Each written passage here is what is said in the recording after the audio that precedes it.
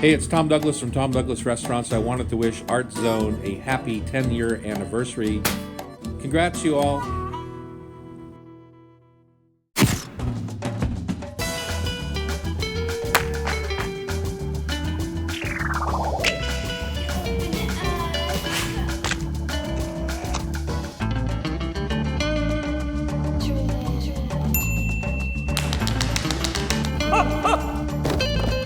Hello, hello. Hit it, hit it.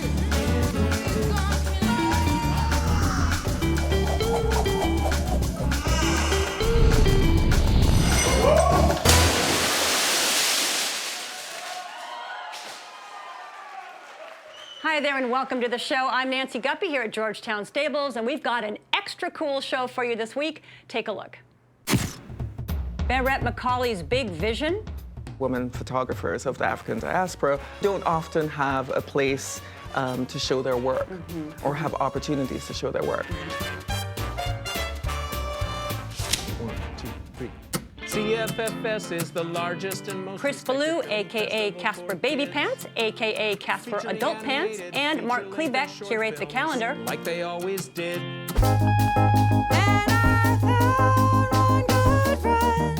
And fun music from Warren Dunes.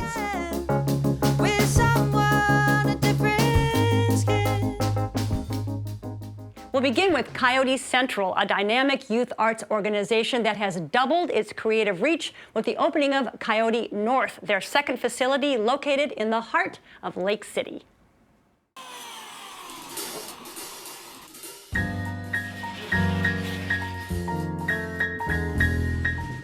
A friend and I started Coyote way long time ago in 1987.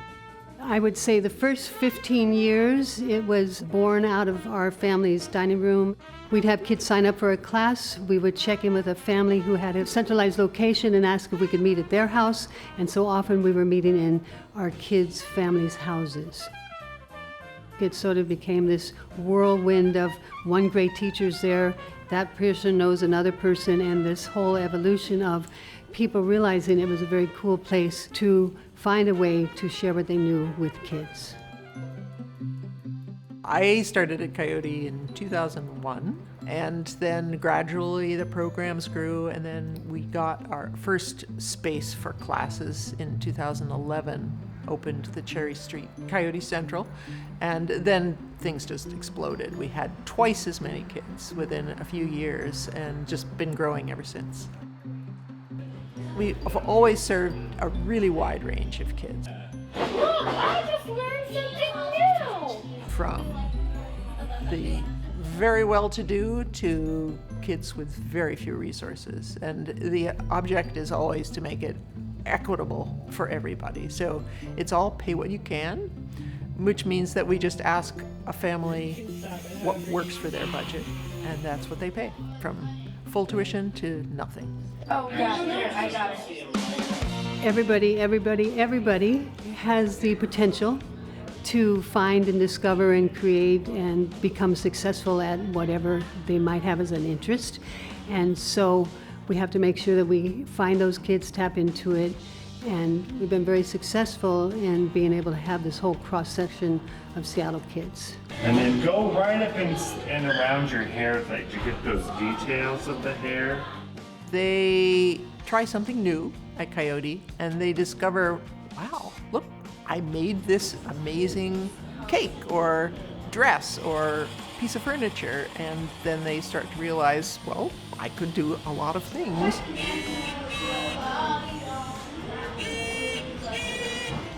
So much of it is getting to know what's inside them and who they are. So it's self-discovery, but it's really just opening up the possibilities available to them out in the world. Anybody can learn that level of creativity if given the opportunity. And you don't have to have money, you do not have to have worldwide experience. You just have to have an inroad into figuring out how you can make it yourself.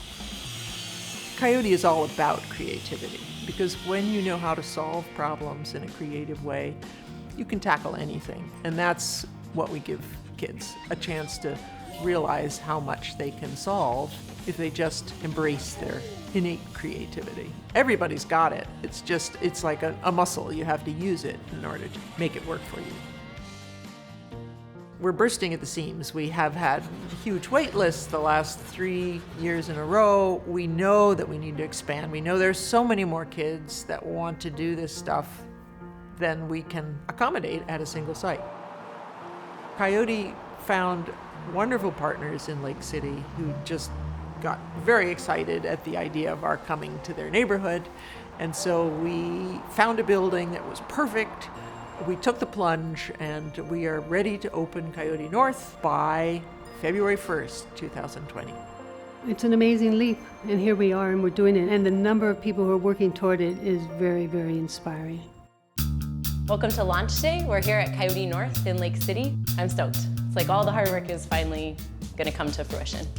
This is where the students are gonna make the magic happen with chefs from all around the city. We've got cooking around the world classes, pastries, desserts.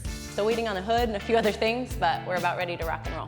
This is our performance studio, so this is where we're going to be doing classes like acting and improv, dance classes, hip-hop classes. We've got a new and exciting African dance class. We'll be doing poetry and spoken word out of this space. This is the art studio. We're gonna be doing things like painting, digital photography. We're even working with wood in this space, all the things that get good and messy. This is a brand new studio, something we don't have at Central, so we're all really, really pumped about this space. We're gonna have a recording room over here. We're gonna be able to run digital animation and video game classes right here on these computers. This is the sewing studio, and we're gonna probably be running classes like jewelry design, plush pillows and toy creations, as well as your traditional fashion design. We've got past CityWorks projects on the wall, things that hung in the Seattle Art Museum. Excited to see what the kids bring. It's the privilege of my life to see that spark go off in kids when they're deeply involved in what they're doing. They're just focusing so hard, and I see that every day in Coyote classes. The focus, the whole body participation is wonderful. Learn more about Coyote Central, including information on their 80-plus selection of classes at coyotecentral.org.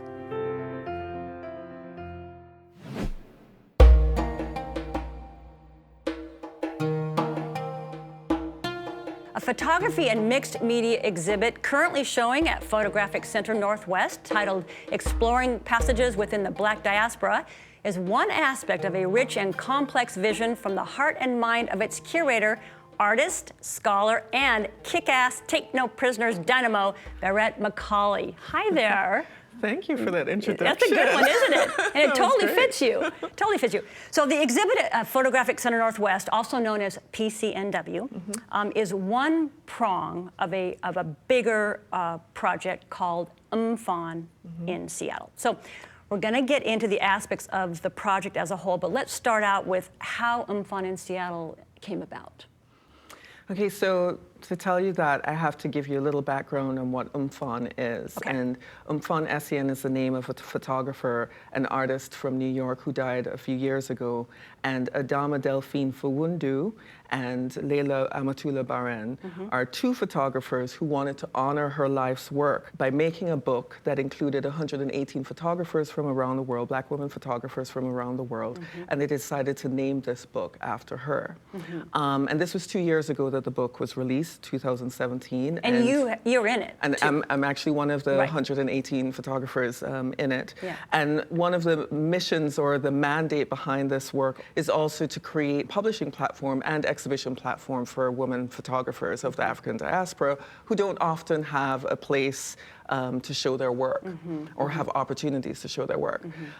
So the book had a lot of really positive reception around the world. So I asked them if I could just reach out to a couple of institutions and organizations here. And that's when PCNW, Terry Novak, and Michelle Dunmarsh were the first ones on board to say, yes, we're really interested in doing something with them. And then Nagara Kudumu at Fry Art Museum and Emily Zimmerman at Jacob Lawrence Gallery also joined us. And then we got together to do this a program. big thing, right? Right. Right. Okay, so let's break it down. 3 components, 3 local institutions. Like you said, the Fry Art Museum. There was a live panel discussion with you, Layla, and Delphine. Is that correct? Okay. And Michelle Dunmarsh. And Michelle Dunmarsh at Jacob Lawrence Gallery. That exhibit, Altar Prayer Ritual Offering, and that was mostly video art. That was entirely video art. Okay, 8 artists. 8 artists. 8 artists there. And then at PCNW, the current exhibit, Exploring Passages Within the Black Diaspora, that's photography and some video work. And that is 11 artists, 4 of whom are local, correct? That's 3 correct. in Seattle, 1 in Portland. That's right. All right, so let's talk about how you chose the artists who are in those 2 exhibits. What was the criteria that you used?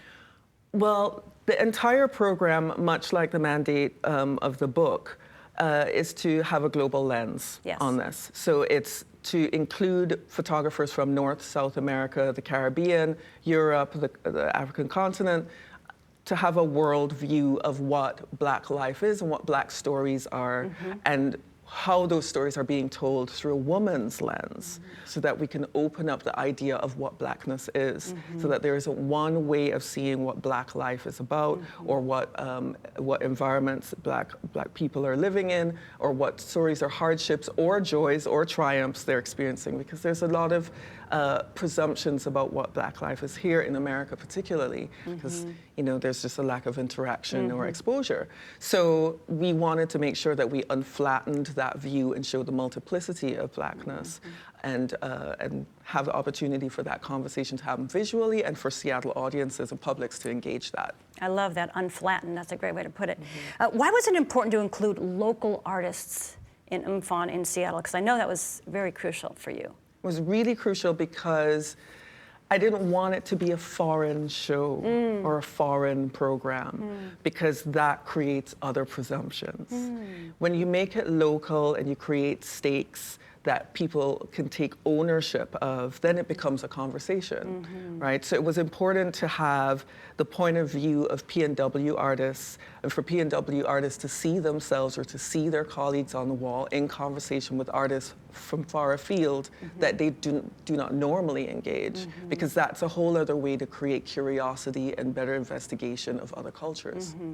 And the response from the local community and the local artists who were involved, I mean, I'm guessing it was a pretty big deal. Yeah.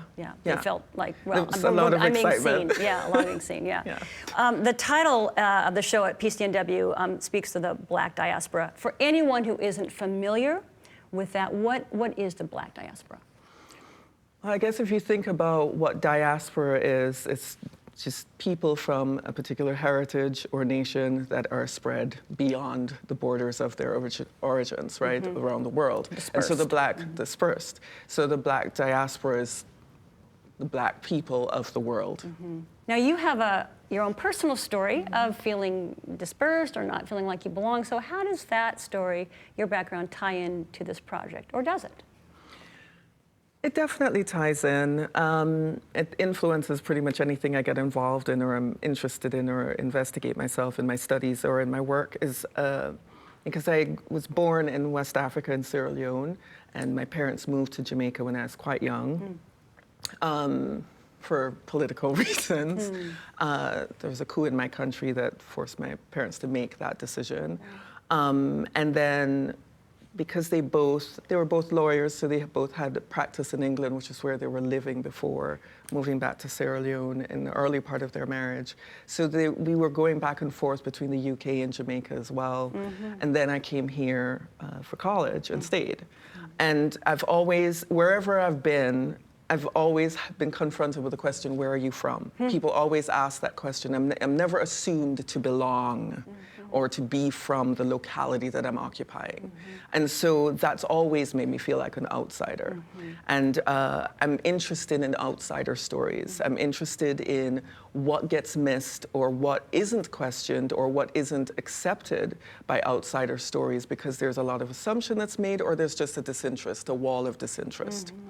And so every time I work within my own art productions, but also as a curator, also as a writer, I'm always investigating those stories and thinking about what migration stories are, what displacement means, what belonging means, what erasure means because of that. Because when you have a complicated story where you don't speak to one nationality, you don't speak to one culture, there's a multiplicity that resides in your body. And that multiplicity is denied even more so as a Black person living in this world. Of all the places you've lived, where has it been the most difficult, where you've been asked the most, or is it? Where? Well, where Nancy, asking the tough questions. Yeah. It's been the most difficult here in the States, for sure. Interesting. Because I think the idea or the notion of an international Black person is not the type of person that most Americans would encounter. At least that's been my experience and the experience of my colleagues or close friends or family members. And so you have to answer to a lot of odd questions about your accent, about knowledges that you have, about certain places in the world that you've been to or other languages you might speak. There's sort of an odd recalibration that you get used to seeing on people's faces when you're trying to explain your mixed existence. And so that's been difficult over the last 20 years of living here, for sure, that I don't experience as much in the UK or in the Caribbean. And is here. Yeah. Well, using art to kind of navigate that world for you is obviously very powerful. Well, getting this project off the ground has obviously been a gigantic undertaking. What have you learned along the way, or what specific things have really stuck with you? Well, take better care of yourself.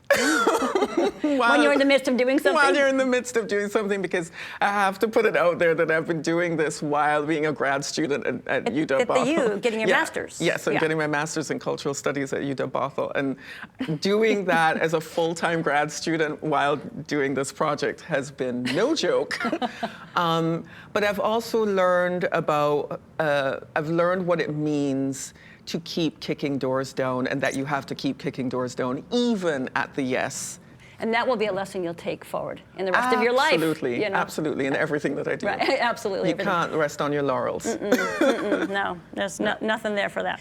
Well, thank you so much for coming down here and talking to us about your fantastic project.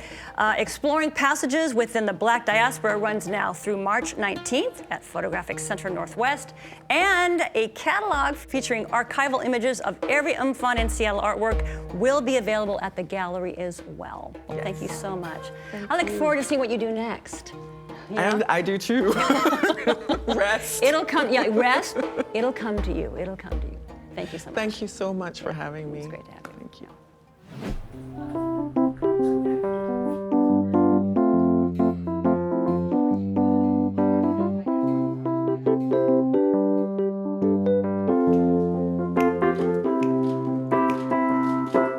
Our band this week, the highly entertaining Warren Dunes, and this is the highly delightful Julia Massey. Hello, girl. Hello, Nancy. With the duo keyboards. Yes, that's the plan. And it is the plan. That's the plan We'll see what happens. We'll see. So why don't you introduce the bandmates, starting with this lovely man. Wonderful. This is Jared Cortez, who's on the guitar and the vocals. Yes, also my partner. Yes, in crime. Partner and in life. crime, yes. And this is Dominic Cortez, who is my brother-in-law and Jared Cortez's brother, as well as the drummer in our band. See, it's a family affair. It is, a family everywhere. affair. Now, Warren Dunes, born in, we decided it was 2017. 2017 is what the record shows. Okay, and yes. Warren Dunes is a place. It is. Where is it? Warren Dunes is a state park just outside of New Buffalo, Michigan, where the Cortez brothers were born and raised. So you ran around in those dunes. That's right. Yeah, exactly. Okay. Now, what initially drew the three of you together musically?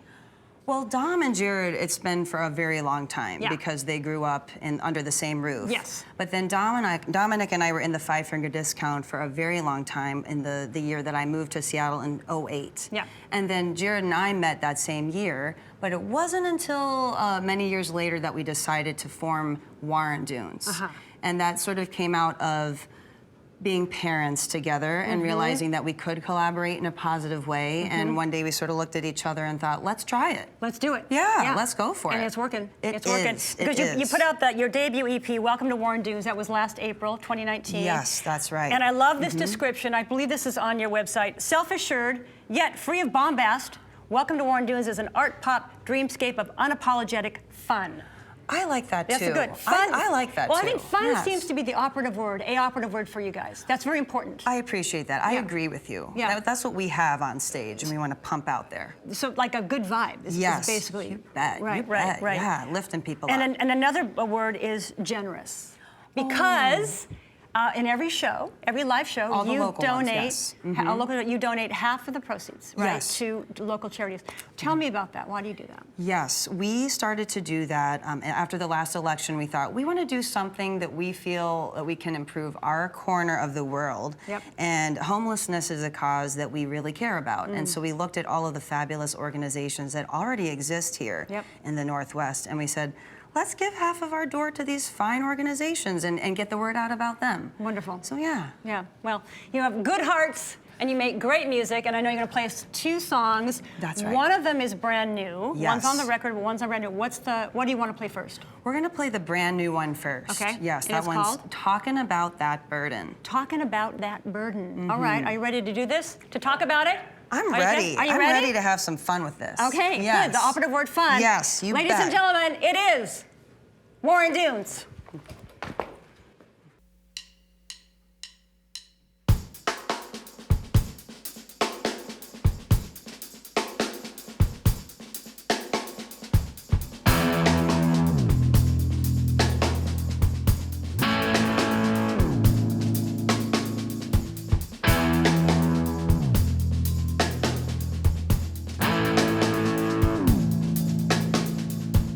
Talking about that burden. Talking about that burden. Talking about that burden. Talking about that burden. Talking about that, talking about that, talking about that, talking about that, talking about that, talking about that burden. Talking about that, talking about that, talking about that, talking about that, talking about that burden. Talking about that burden. Talking about that burden. Talking about that burden. Talking about that burden. Talking about that, talking about that, talking about that, talking about that, talking about that, talking about that burden. Talking about that, talking about that, talking about that, talking about that,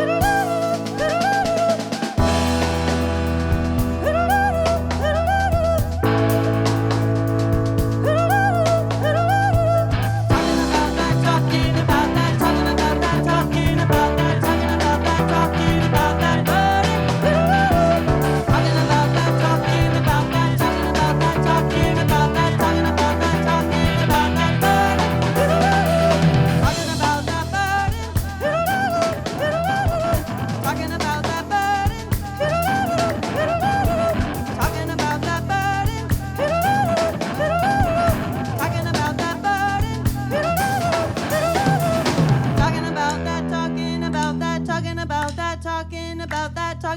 burden. Talking about that burden.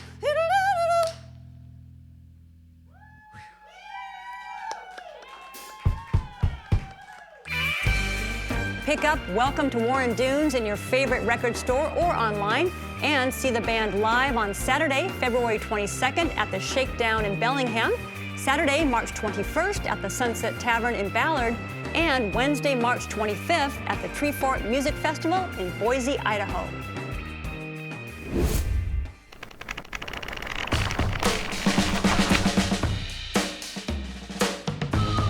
Hi everybody, I'm Caspar Babypants, also known as Chris Ballew, lead singer of the professional rock band The Presidents of the United States of America, also known as Caspar Adultpants. I'm Mark Klebeck, and I'm with the band King of Hawaii and also the co-founder of Top Hot Donuts in Seattle, Washington. And this is your Art Zone calendar of events. The Not Creepy Gathering for people who are single and want to fall in love, February 8th at the Fremont Abbey. Started by an artist as a performance piece who wanted to create a human connection for people like Mark and me. It moved into a participatory event. That means you participate. You could fall in love or connect with new friends. Most people arrive nervous, but the event is set up to loosen everyone up from the beginning, so just come on and fall in love with other people like you. Woo!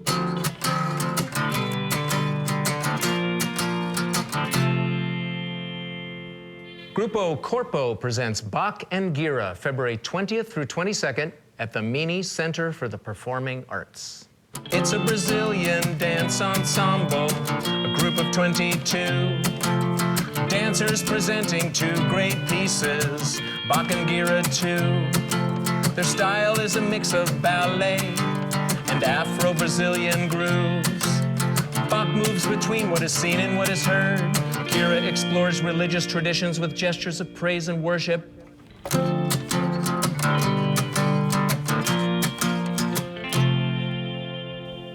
Children's Film Festival Seattle, February 27th through March 8th at Northwest Film Forum. CFFS is the largest and most respected film festival for kids, featuring animated, feature-length, and short films like they always did.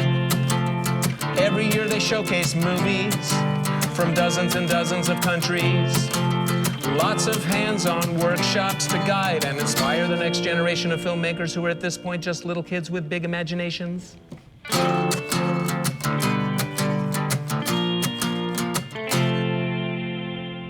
And KEXP presents Caspar Adultpants and King of Hawaii, February 9th, live at the Tractor Tavern. Caspar Babypants has played over 1,200 shows for families. But this is only the third Caspar Adultpants show in history. Adults should come ready to party and behave like babies, cause no kids are allowed. The Tractor is where Chris played with King of Hawaii way back in 2001, and coincidentally, this gig was where Mark met his future and now wife and mother of his two children, Wolfgang and Otto, Libby.